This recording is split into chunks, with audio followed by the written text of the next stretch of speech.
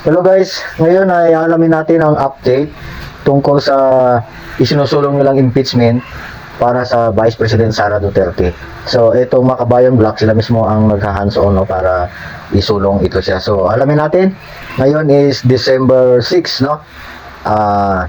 Titingnan natin kung ano na po yung nangyari, ano na po ang naiproseso na nila para matuloy itong impeachment. Meron na bang nakasign o may nakakalap na ba sila ng perma, nakapagsimula na ba sila o may pumirma na ba ng mga congressman, no, sa kongresista?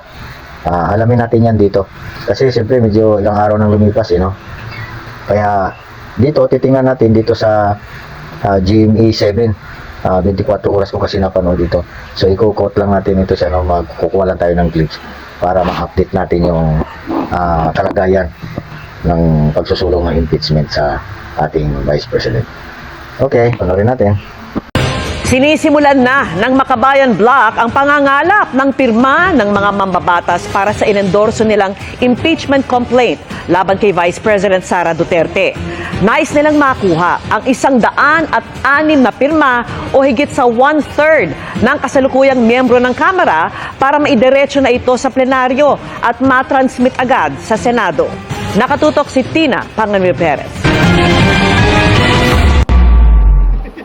Nangangalap na ng pirma ng mga kongresista ang Makabayan Block sa Kamara para sa impeachment ni Vice President Sara Duterte. Kaninang umaga, pinost ni ACT Teachers Party List Representative Franz Castro sa group chat nilang mga kongresista ang kopya ng impeachment complaint na inihain ng mahigit 70 ordinaryong mamamayan at inendorso ng Makabayan Block. Bibigay lang natin ng copy sa aming mga colleagues through our GC para mapag-aralan na nila. And then on Monday no, kung nabasta na nila at sila ay sang-ayon na at gusto nila mag-endorse, so pirma na sila doon sa ibigay naming form. 106 ang target ng Makabayan Block na makalap na pirma o 1/3 ng orihinal na bilang ng mga miyembro ng 19th Congress.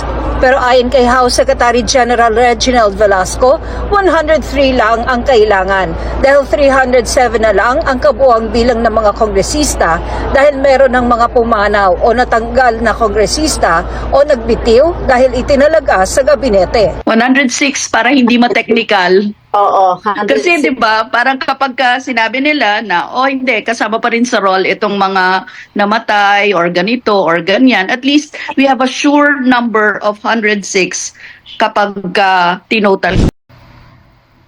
About naman dito sa pangangalap nila ng perma. Meron na kayang nakalagda o nakaperma ng mga kongresista? So tingnan natin. Meron na po ba so far as of today na nagsabi sa inyo na pipirma sila? Wala pa.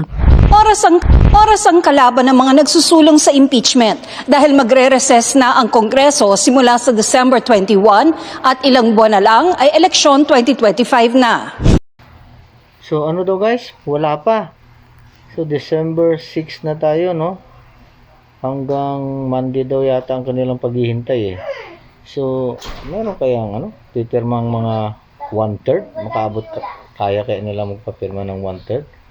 Okay, tingnan natin.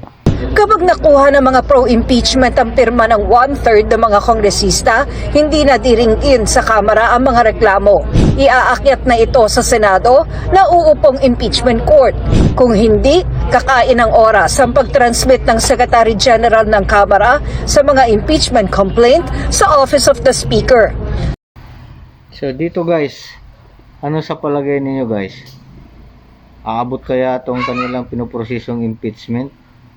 Sa akin sa palagay ko parang wala parang mahirapan to sila no? So pakinggan pa natin. Ang Speaker may 10 session days para mapasama ang mga reklamo sa order of business ng plenaryo. May 3 session days naman para i-refer ang mga reklamo sa House Committee on Justice. At bago pa makapagsagawa ng hearing ang komite, kailangan munang tingnan kung sufficient in form and substance ang reklamo.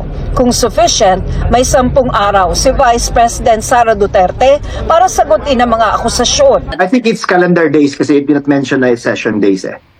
Parang 10 days lang nilagay doon to file the answer. Ang understanding ko dyan, ma'am, session days eh.